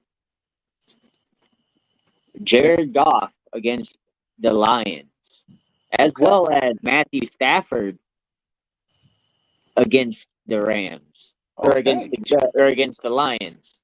Both of those defenses are going to bomb this weekend, huh? You're going to shoot out. I do. Now, I also got Jaden Daniels as somebody that you should start because I said the Bucs defense always tends to historically have issues against rookie quarterbacks and backups. That's not 100% guaranteed, but that's a bona fide fact, my friend. Well, hey, we got No, man, we got I'm the first backing you. touchdown of the Support your NFL statement. season. I've seen it once or twice that we've had a decent game against a younger rookie quarterback, where the rest of those times, and I can count 8 to 10 of those times that we have completely bombed and looked like a freaking peewee team. Yeah. And I got to concur. Now, real quick, first touchdown of the NFL season, Derrick Henry. Oh. Derrick Henry, first touchdown. Now, moving on to quarterbacks this week that you need to put their ass on that bench. Okay. I got Brock Purdy versus the Jets. Although I do got San Fran winning, I do believe he throws a few picks and he's going to hinder you this week. Makes sense. That defense is nasty. Absolutely. Justin Herbert versus the Raiders. Yeah, I think it's going to take a couple of games for that guy to get back in his groove. Yeah, absolutely. Aaron Rodgers against the 49ers. For the same reason I got you sitting Brock Purdy, I got you sitting Aaron Rodgers. They might put up some numbers, but their interception ratio is going to kind of take a hit this week. So you think Aaron Rodgers struggles to begin his year? Absolutely. Okay, fair enough. Now, we talked about this last quarterback a few times tonight. You're sitting Kirk Cousins against the Steelers. Oh, yeah. Now, moving down to your running backs. You're starting James Conner against Buffalo. Okay. You're gonna start Raheem Mostert. Okay. Against the Jaguars. All right, makes sense. You're also gonna start Javonte Williams against the Seahawks. Okay. You're gonna start Zamir White against the Chargers. Okay. I think he's going to be that bell cow out there in Vegas. Oh, bro, I do. Josh Jacobs is gone. They need somebody. And I think Zamir White showed flashes last year to be that guy. Yeah, he did. And I think this is where he really cements himself. Now, you're going to sit Austin Eckler this week against the Bucs because that Bucs rush defense is going to give him nightmares. You said Austin Eckler and Brian Robinson Jr. as far as that goes. Yeah, you should. Yeah, the Washington running back room should not be picked this week. Hell no. You're going to stick Jalen Warren against the Falcons. Okay. You're going to stick Chase Brown and Zach Moss against the Patriots.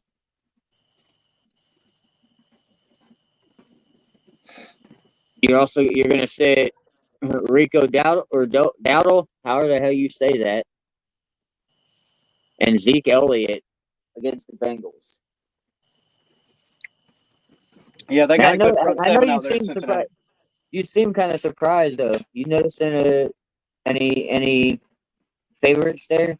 No, actually, I can concur with most of the picks you've got so far on the parlay side and the plank side. Looking at what I know or what I seem to expect from these defenses, and I'm not a guru by any stretch of fantasy, but when I say I run fantasy every year, football, I don't play baseball. I dabble a little bit in daily basketball, but football, I play in fantasy leagues. I play daily football. I bet on the spread and the parlays and the over and unders every year, and I 90% of the time have more money than I put in at the beginning of the year. And that, to me, sounds like a winning record. Now, that being said, these picks that you've got are pretty on point based off of your reasoning, so I can't disagree with them. I'm not surprised with any of them. Okay. Now, let's move on. I was actually excited to hear the White reference out in Vegas. That was a cool thing because I put a lot of research into him and getting my fantasy teams together. And he was one of those backs that I'm looking at as the wide receiver running back slot or the third running back position. on my fantasy roster. I ended up going with James Conner, to be honest with you, which was a more valuable pick at that point. Although saying James Conner's name, James Conner slacks or gets hurt, watch out for Trey Benson. Trey Benson is a running back from Florida State who was highly touted. He was drafted in the first round, maybe the second round. I think second round, maybe the first round. But he's going to be lightning in a bottle. Just keep his name in your head moving forward this year. If James Conner, something comes up with James Conner, watch out for Trey Benson. Well, it's all right because you ain't got him right now, so No, I that's all don't. that matters. Now, moving on to wide receiver. Okay. He's playing tonight, and you better hope he does good because I'm telling you this. You better have Rashee Rice against Baltimore on your roster. He's not starting. Calvin Ridley against the Bears. That is a bad pick. I think that Bears. No, whoa. No. I take that back. I forgot. My bad. That's actually a good pick because their cornerbacks are not that great, and they just lost Eddie Jones, their safety. Didn't they lose Eddie Jones? Eddie Jackson. Jackson. I said Jones. Sorry. Well, I don't know for sure. I want to say he moved on to another team, so I can get on board with that. Well, you should. Yeah, Now, I should because BucDad reported it on Parlay and Playing. That's why. absolutely. Now, what you need to do as well is you better have Terry McLaurin against the Buccaneers secondary. Yeah. Because I think he's gonna I can eat see him getting Zion on. alive. Now, I'm who not would you sure. put if you put in one guy to follow him from the Bucs defense? Who you gonna put Zion on? I think they do. I think they do because his speed is better. Yeah, I was gonna say. Zion's way I quicker mean, than Jamel.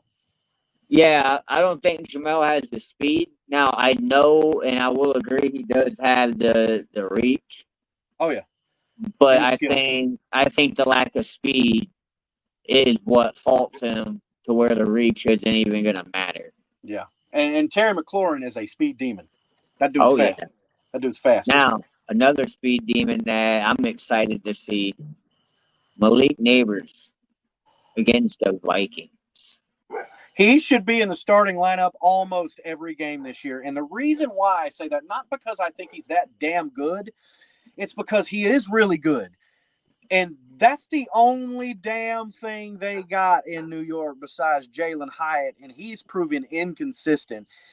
I think Malik Neighbors is going to contend for the offensive rookie of the year this year because of that. They're going to feed Malik Neighbors. And if he can stay healthy, he should stay in your lineup. I love that pick. Well, and you better have him in your lineup. I do. And one of my leagues. One person that you better have on your bench, wide receiver wise this week, Zay Flowers against Kansas City.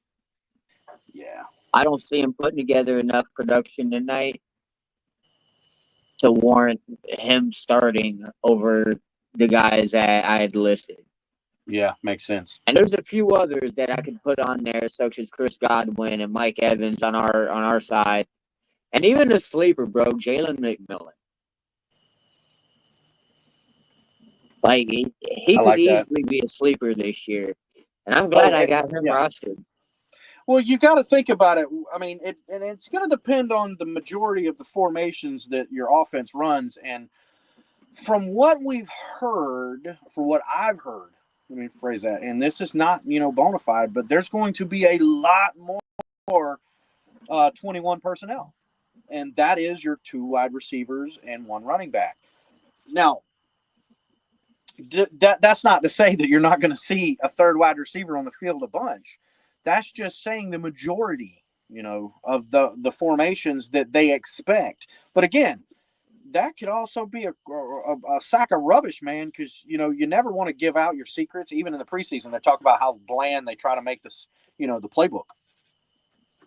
But Zay Flowers, going back to Zay Flowers, that's a guy who I believe he's going to have a good year. I believe he's going to have a breakout year. But against that defense, yeah.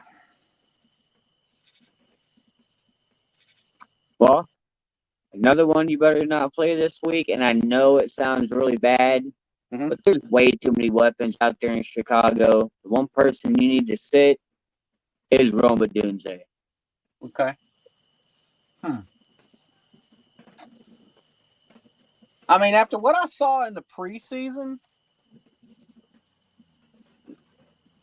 I want to disagree with that because I believe the chemistry between him and Caleb, you know, it started back at, you know, the draft, literally.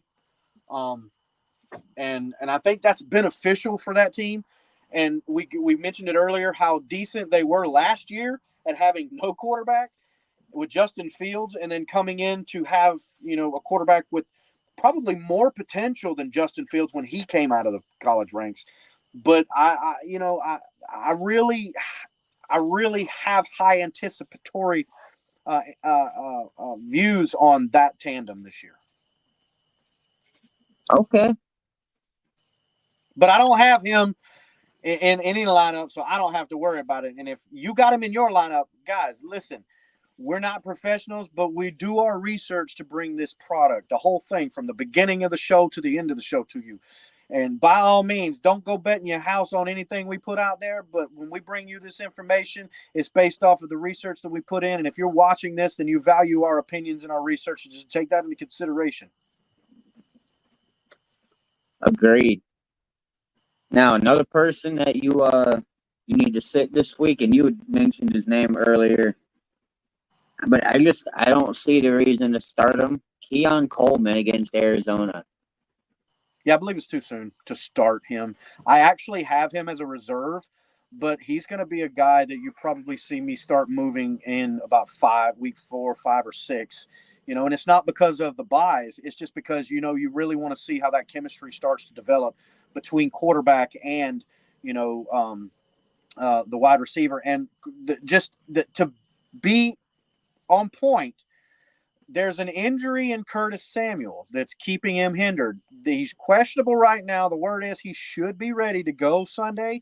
But that being said, you got receiver A with an injury and receiver B. And I expect Keon Coleman to be a starter. And if he's not, he's probably the number 3 receiver. And if that's the case, they're still going to lock down those guys and make that banged up receiver who's going to be on a play count to beat you. And that's just the way the schemes are going to work in the NFL when you're facing teams like that, when you're facing a guy with injuries. I agree with you. So I agree with that assessment. The next few weeks is probably going to be a good thing to stay away from Keon Coleman. Now, the next one on this list, and you can even add his counterpart on the other side, but I got Jordan Addison against the Giants. You don't want to start him this week. It's not the greatest of ideas. And like I said, you can even put Justin Jefferson. Because I am not sold on Sam Darnold. I'm not. And I know he's you probably say a like receiver, he's probably your Piggly Wiggly version of Kirk Cousins. Not even. No, he plays worse and he throws interceptions. Bro, he's your red-headed Matt Leinart.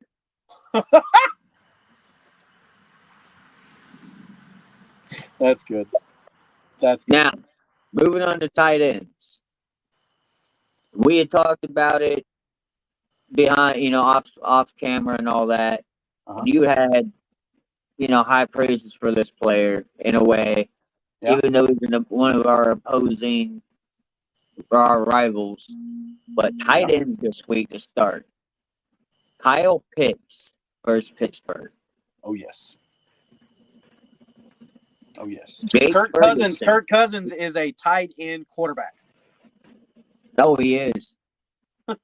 That's why his passing percentage is so high. A lot of people think he's really that accurate. A lot of his accuracy comes from checking down and taking those shorter intermediate routes, which is 90% of the time your tight ends. That safety net for a quarterback is the tight end, and he's always been that one that has a great relationship on the field with tight ends. And he's had great tight ends as far as I know, all the way back to his Washington days, where he had Jordan Reed when he was in the league just coming out, and Jordan Reed was a stud when he first came into the league, and then he comes over to Minnesota and gets hot. So that's going to be a good tag team this year for the Falcons, and I hate to say that. Oh, it is, bro, and it's going to be a lot of fun, in my opinion. Now, another one that you want to do, and I was talking about it, Jake Ferguson versus the Browns. Yes. I like that one. Dallas Jake Ferguson. Goddard. Jake Ferguson, he's in the same category as a Cade Otton, who really don't give enough credit for their play. Yeah, I agree. We're going to change that by the end of the year, I know, with Otton, because I think this is a breakout year for the guy. Yeah. Dallas Goddard of the Packers. Okay. Tyler Conklin with the Jets. With the Jets, yeah. Versus the 49ers. Because you know Aaron Rodgers, man, it's going to be his out guy. And it's okay. He's also one of those quarterbacks that knows how to get rid of the ball a lot quicker than the average quarterback. And I think that's why that's going to help Tyler Conklin and the other tight ends that's going to be on the field, as well as the running back, to get a lot of production. Breece Hall and Tyler Conklin are going to be studs this week, in my opinion. Agreed. Now, who to sit? We're going to go with David Njoku. Yep, sat him. Against the Cowboys.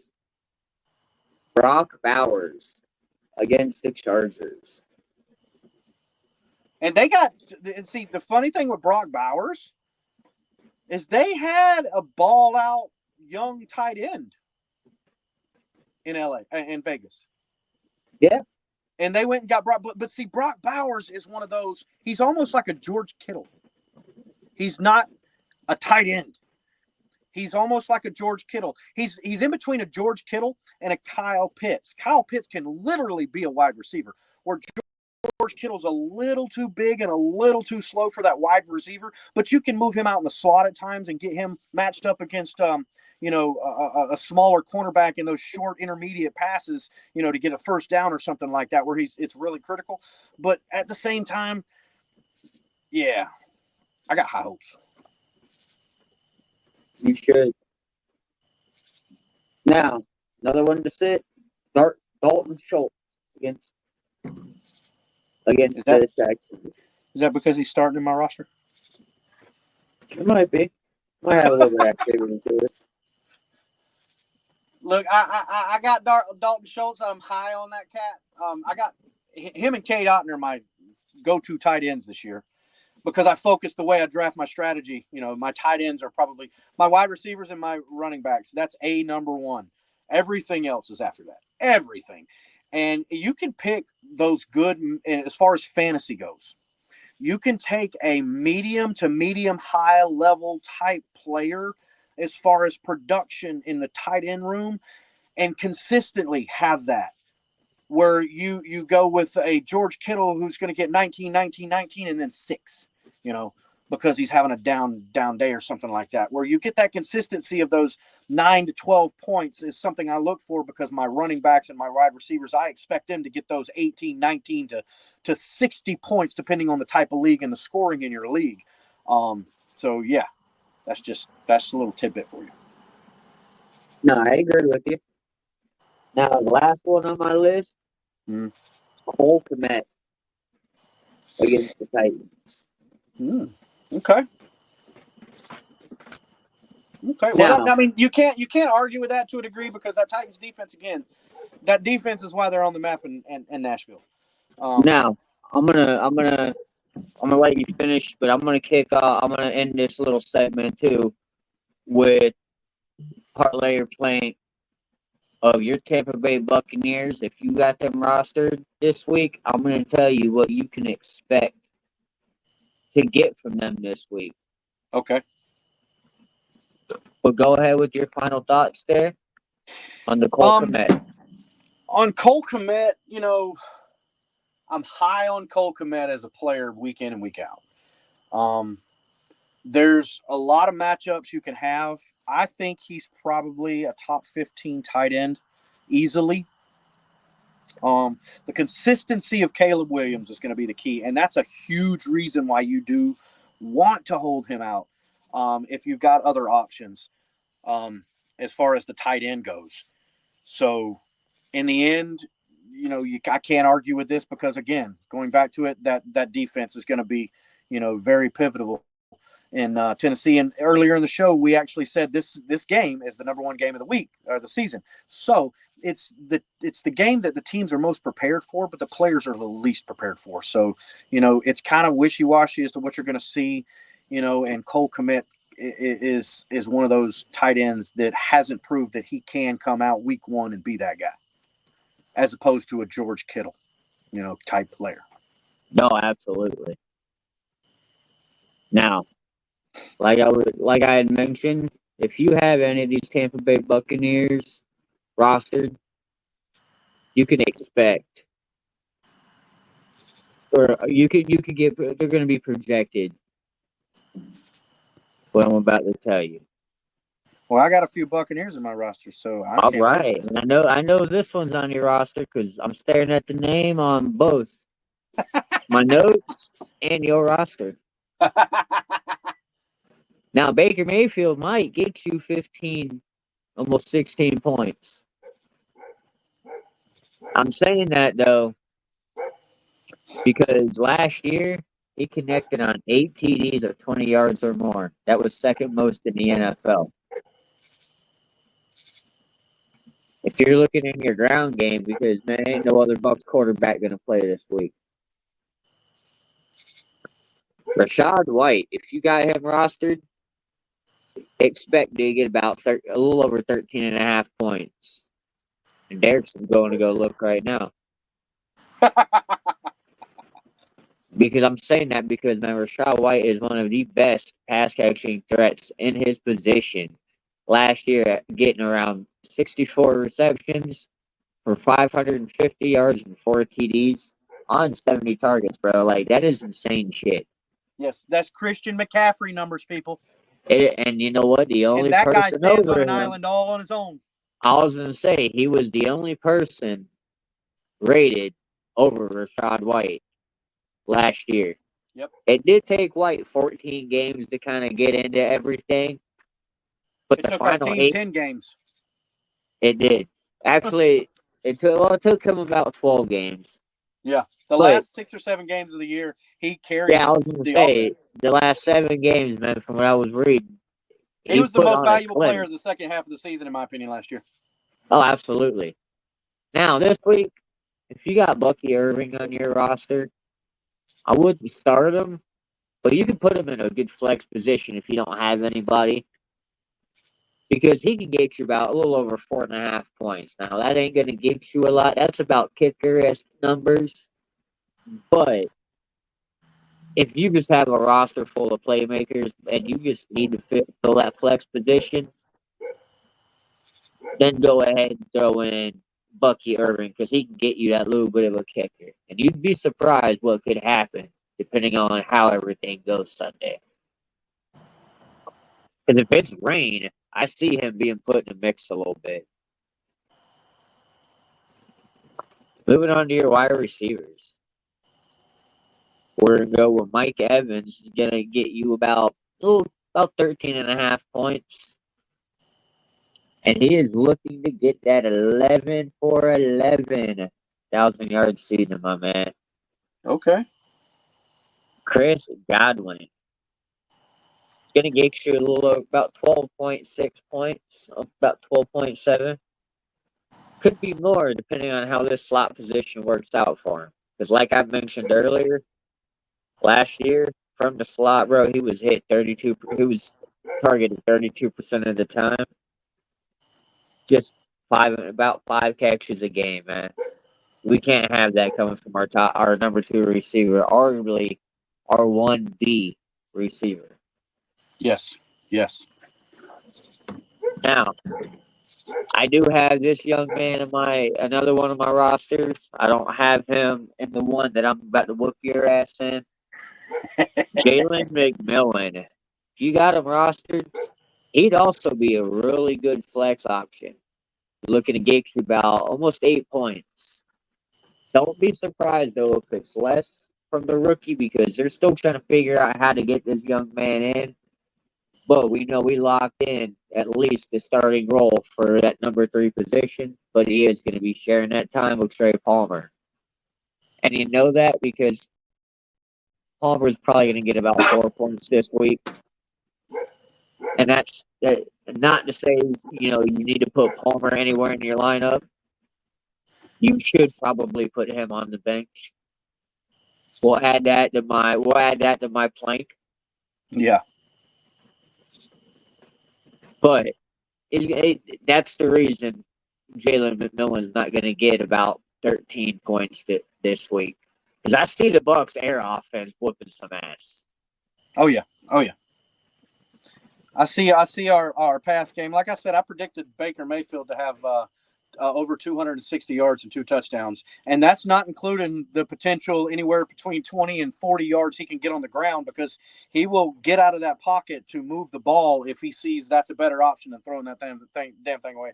I'm telling you. No, I'm not. No, I'll tell you right now, between McMillan and Palmer, it might be a good problem to have because the second half of the season, doing a little bit of research, Palmer improved on his catch rate, hitting about 57% of his on 68 targets. Yeah. He had a lot better second half of the year than he did first. He did. And listen to these numbers for the second half of the season. 39 receptions, 389 yards, 3 TDs. Okay. That's not horrible. No. Not at all. Not bad for a rookie number 3. Yeah. And at the time, he was actually a number 4 or 5, but because of injuries to Russell Gage, that pushed him up in the depth chart. I would say there were a few injuries last year. Oh yeah.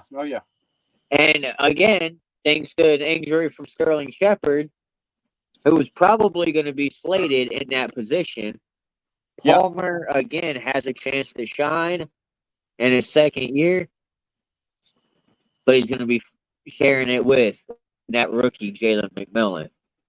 Yeah, and I don't think Jalen's going to be very friendly with it. I believe you know me, I'm high on McMillan. He's actually going to be the first or second, depending on what nerve I've got. When I buy my first jersey this season, it's probably going to either be Barton or McMillan.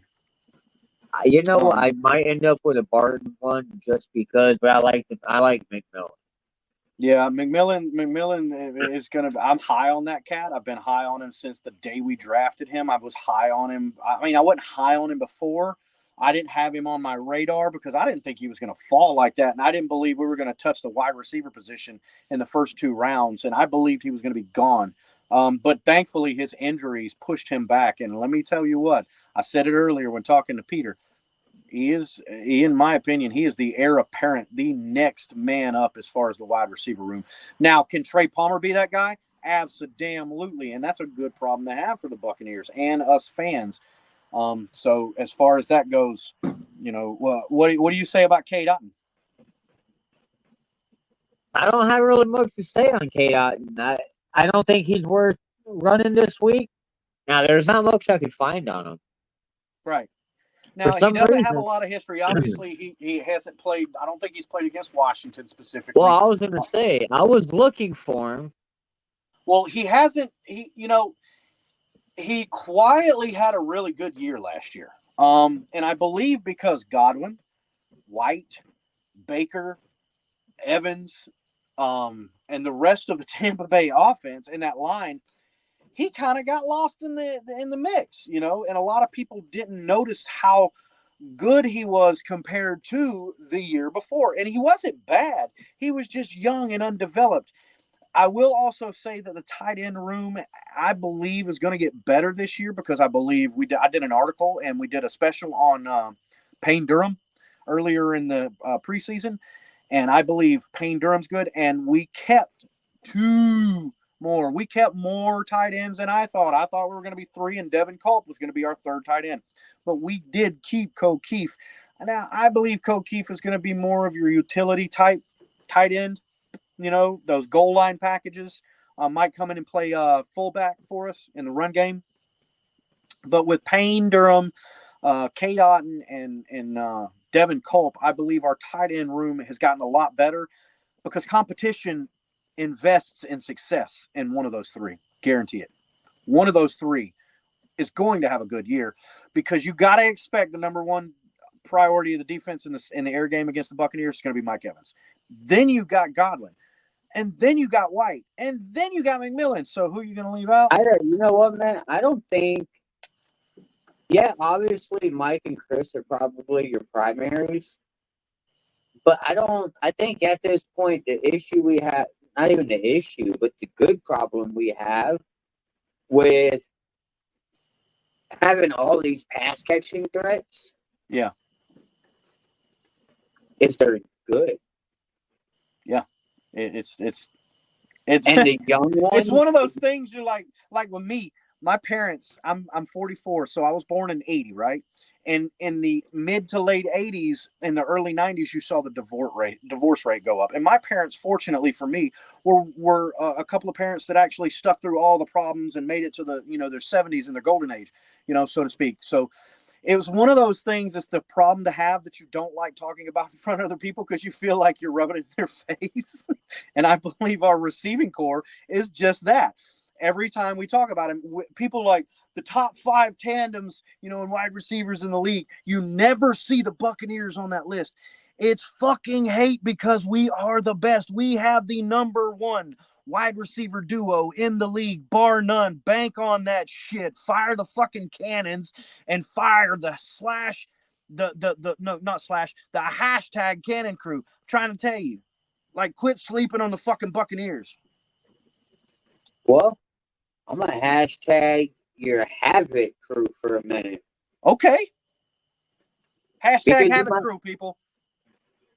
It would be good to have the Bucs on your roster in fantasy. Now, this week, I wouldn't. If you have to start them, just know there could be some issues because of the secondary. But you're going to get them about 6.5 points.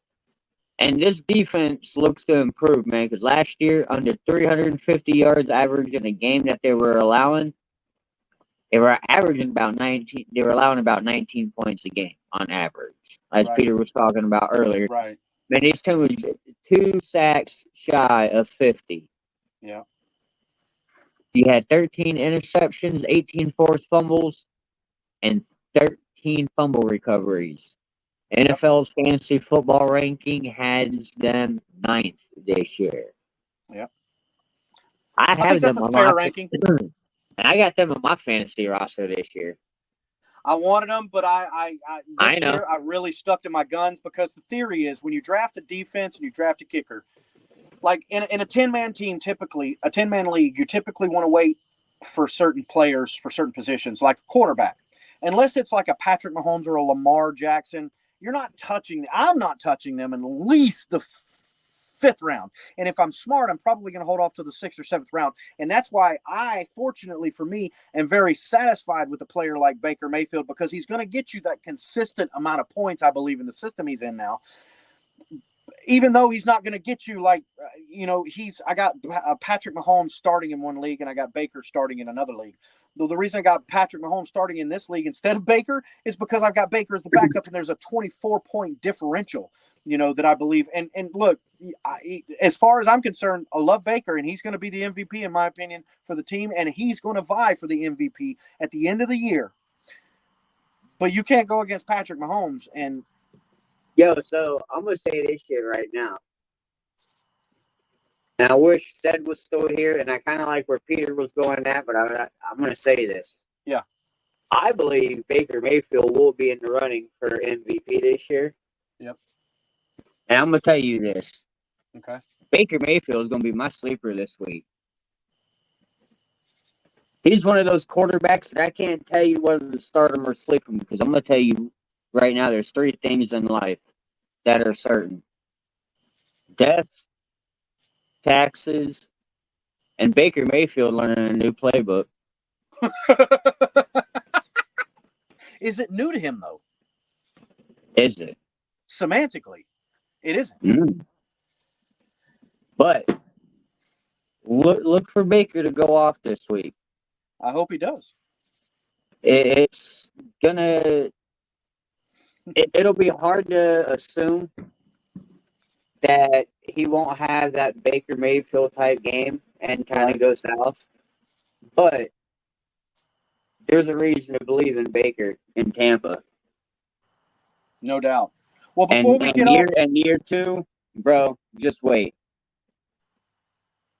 Well, before we get off, what I want to do is, why did you sign out? I didn't sign out. No, I was thinking out loud. My app signed out of my fantasy. Mine did too. Oh, really?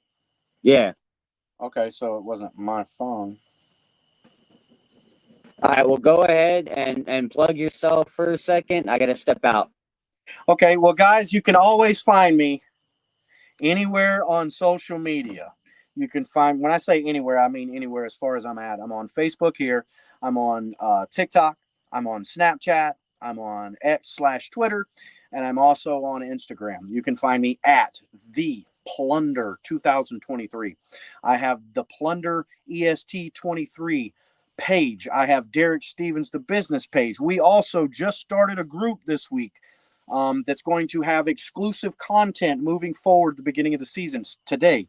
A lot of the content you see in there, you'll only see in the show. So if you're not watching my show and you're not in the group, you won't be able to gain access to this content. It's nothing charging, none of that. But it's just a level of appreciation that I'm going to show to the people that really take the time to go in depth to follow us here on the Plunder. And I really appreciate that. You can also find me every Friday night with BucDad, co-hosting his show, The Heel Turn, which is the inaugural show this Friday, tomorrow night, immediately following SmackDown, the very first episode of the rebranding of Pancakes and Power Bombs to Friday Night Heel Turn. And speak of Heel Turn, what a segue where this guy comes back on the visuals. Friday nights will never be the same, my man. Give us a little update on what we expect tomorrow. Stay tuned.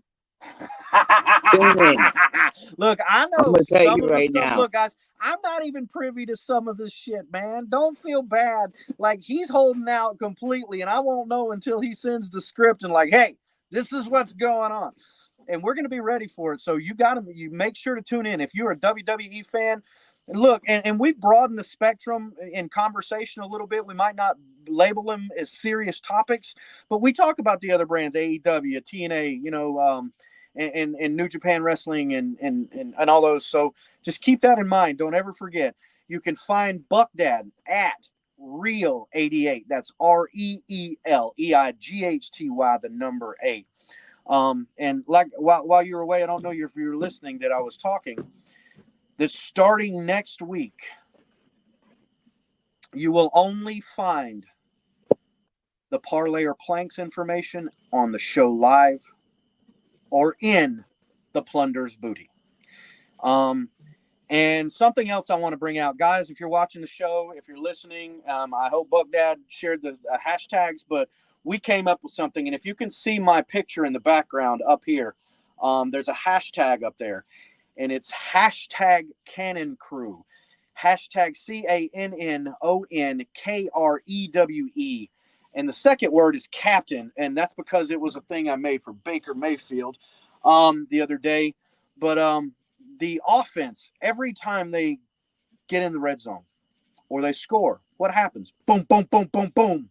So every time the Bucs get the ball on offense, they get in the red zone or they score, we need all of the Buck Nation people, every crew member that follows the Plunder, to spam hashtag Cannon Crew. When the defense makes a great play, makes a fourth down stop, gets the ball on a turnover, gets an interception of any kind, makes a huge play and a pivotal play in the game, hashtag Havoc crew. Let's blow that shit up, guys. Let's make it. Let's let the Buccaneers know. Let's blow it up so big that the Buccaneers take a hold of this. That's what we want. We want to show them that this is how much we care about you. That we've labeled this like we got you guys. We're supporting you. So if you support me, hashtag Cannon Crew for the offense, hashtag Havoc Crew for the defense.